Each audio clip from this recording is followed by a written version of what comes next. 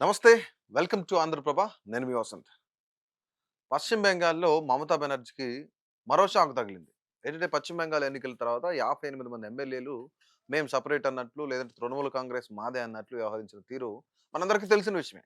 ఇప్పుడు అదే బాటలో ఆ పార్టీకి సంబంధించిన 20 మంది ఎంపీలు భూపేంద్ర యాదవ్ ఇంట్లో సీక్రెట్‌గా సమావేశమయ్యారు. అది కూడా నిన్న ఇండియా కూటమి మీటింగ్ రోజునే.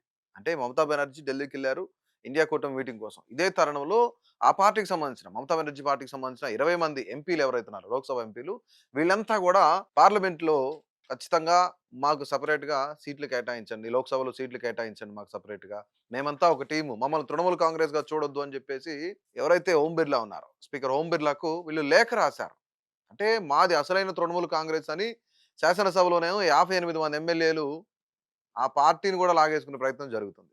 మరొక 20 మంది ఎంపీలు ఆ పార్టీ నుంచి బయటకొచ్చేసి ఎన్‌డీఏ కూటమి మద్దతిస్తున్నాం అని చెప్పేసి మాట్లాడుతున్నారు. అంటే ఇప్పుడు 2/3 ఆఫ్ ది మెంబర్స్ ఎవరైతే లోక్‌సభలో ఉన్న 28 మంది ఎంపీలున్నారో, ఈ 28 మంది ఎంపీల్లో 2/3 ఆఫ్ ది మెంబర్స్ అంటే 20 మంది ఆ పార్టీ నుంచి బయటకొచ్చేసి ఎన్‌డీఏకి మద్దతిస్తున్నారు. అంటే రానున్న రోజుల్లో తృణమూల్ కాంగ్రెస్ పరిస్థితేంటి? మమతా బెనర్జీ పరిస్థితేంటి? ఓవరాల్‌గా ఉన్న 41 మంది ఎంపీలు. ఇటు రాజ్యసభ గాని, ఇటు లోక్‌సభ గాని. అంటే రాజ్యసభలోనేమో 13 మంది ఎంపీలున్నారు. లోక్‌సభలోనేమో 28 మందున్నారు.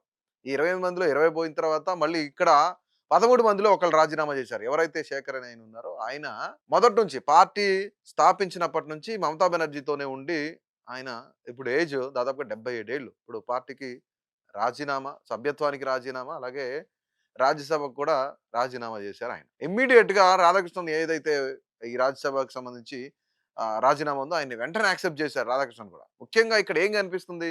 బీజేపీ గేమ్ ప్లాన్ అయితే క్లియర్‌గా కనిపిస్తుందనేది చాలామంది విశ్లేషకులు చెప్తున్న మాట.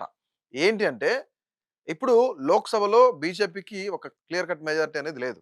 ఇటు కూటమి ఆంధ్రప్రదేశ్‌లో తెలుగుదేశం పార్టీ ఎంపీలని, జనసేన ఎంపీలని, బీజేపీ ఎంపీలు వీళ్ళంతా కూడా సపోర్ట్‌గా ఉన్నారు.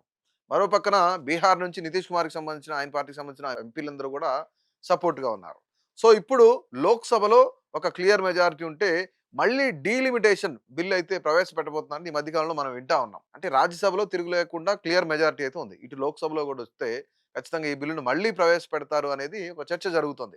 అంటే ఇక్కడ తృణమూల్ కాంగ్రెస్ సంబంధించిన రాజ్యసభ ఎంపీలందరూ కూడా ఒక్కొక్కలుగా రాజీనామా చేస్తారు అనేదే ఒక అంచనా. ఎందుకంటే బీజేపీ ఇక్కడ ఒక గేమ్ ప్లాన్ ఆడుతుంది అనేది చర్చ జరుగుతుంది. ముఖ్యంగా ఎవరైతే శేఖర్ ఉన్నారో ఇప్పుడు రాజ్యసభ పదవికి రాజీనామా చేసిన వ్యక్తి, ఆయన మళ్ళీ అదే స్థానానికి అక్కడి నుంచే బీజేపీ తరపున పోటీ చేస్తున్నారట. అంటే ఇక్కడ బీజేపీ మద్దతు కూడగట్టుకునే ప్రయత్నంలో సక్సెస్ అవుతుంది అనుకోవచ్చు.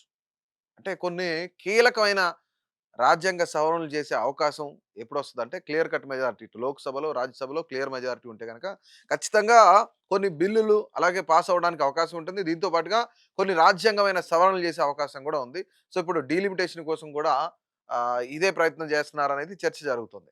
ఇక మొత్తానికి చూసుకుంటే ఈ యొక్క ఇండియా కూటమి మీటింగ్ పెట్టుకున్న రోజునే ఈ తృణమూల్ కాంగ్రెస్ ఎమ్మెల్యేలు బీజేపీకి మద్దతివ్వటం, ఎన్‌డీఏ కూటమికి మద్దతివ్వటం, మాకు లోక్‌సభలో సెపరేట్ సీట్లు కేటాయించండి. మాది సెపరేట్ టీమ్‌గా చూడండి అని చెప్పడం.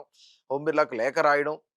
అసలు ముఖ్యంగా వీళ్ళు పెట్టుకున్న ఏదైతే ఈ యొక్క మీటింగ్ ఉందో, భూపేంద్ర యాదవ్ ఇంట్లో మీటింగ్ ఉందో, ఆ మీటింగ్‌కి మరొక ఇద్దరు కీలకమైన వ్యక్తులున్నారు. అనకాపల్లి ఎంపీ సీఎం రమేష్ కూడా ఆ మీటింగ్‌కి అటెండ్ అయ్యారంట. అంటే ఇక్కడ ఏం జరిగింది తెర వెనక ఈయన కూడా ఒక ఉన్నారు. ఎన్‌డీఏ కూటమికి ఆ 20 మంది ఎంపీలు సపోర్ట్‌గా ఖచ్చితంగా ఈయన కూడా చేయడానికి ముఖ్యమైన అంశంగా ఈయనున్నారు అని చెప్తున్నారు. ముఖ్యంగా ఆ యొక్క ఏదైతే మీటింగ్ ఉందో, ఆ మీటింగ్ అయిపోయిన తర్వాత మళ్ళీ పశ్చిమ బెంగాల్ వెళ్లారు. కోల్‌కతా వెళ్లారు సీఎం రమేష్ అనే చర్చలు కూడా జరుగుతున్నాయి. వార్తలు కూడా వస్తున్నాయి. దీంతో పాటు ఇప్పుడు వెస్ట్ బెంగాల్ ముఖ్యమంత్రిగా ఉన్న సువేందు అధికారి ఈ యొక్క 20 మంది మీటింగ్ పెట్టుకున్న ఎంపీల ఆ మీటింగ్‌కి అటెండ్ అయ్యి వాళ్ళతో చర్చలు జరిపారు. వాళ్ళందరినీ కూడా బీజేపీకి మద్దతు ఇవ్వడానికి సఫలీకృతం కావడంలో సువేందు అధికారి కూడా కీలకమైన పాత్ర పోషించారనుకోవచ్చు. ఎందుకంటే గతంలో తృణమూల్ కాంగ్రెస్ నుంచి వచ్చిన వ్యక్తే సువేందు అధికారి కూడా కాబట్టి. సో, ఇదంతా చూస్తుంటే బీజేపీ దేశంలో మరోసారి మరొక గేమ్ ప్లాన్ అయితే రెడీ చేసింది. ఖచ్చితంగా లోక్‌సభలో క్లియర్ మెజారిటీ కోసం కష్టపడుతుంది బీజేపీ. పావులు కదుపుతుందనుకోవచ్చు. ఇటు రాజ్యసభలో క్లియర్ కట్ మెజారిటీ ఉంది. మిగిలిన 12 మంది రాజ్యసభ సభ్యులు కూడా రాజీనామా చేస్తారనే చర్చ జరుగుతుంది. దానికోసం పక్కా ప్రణాళిక సిద్ధం చేసింది అనేది చాలా మంది విశ్లేషకులు చెప్తున్న మాట. సో, రానున్న రోజుల్లో వెస్ట్ బెంగాల్‌కి సంబంధించి మిగిలిన ఎంపీలు ఎవరైతే ఉన్నారో, లోక్‌సభలో 8 మంది ఎంపీలున్నారు. అలాగే రాజ్యసభలో 12 మంది. మరొక 20 మంది ఉన్నారు కాబట్టి, సో, వాళ్ళ పరిస్థితి ఏంటి? వాళ్ళు కూడా తృణమూల్ కాంగ్రెస్‌ని వదిలి, మమతా బెనర్జీని వదిలి ఎన్‌డీఏ కూటమికి మద్దతిచ్చే అవకాశం ఉందా? లేదా? అనేది మీ అభిప్రాయాన్నయితే తప్పకుండా తెలియజేయండి.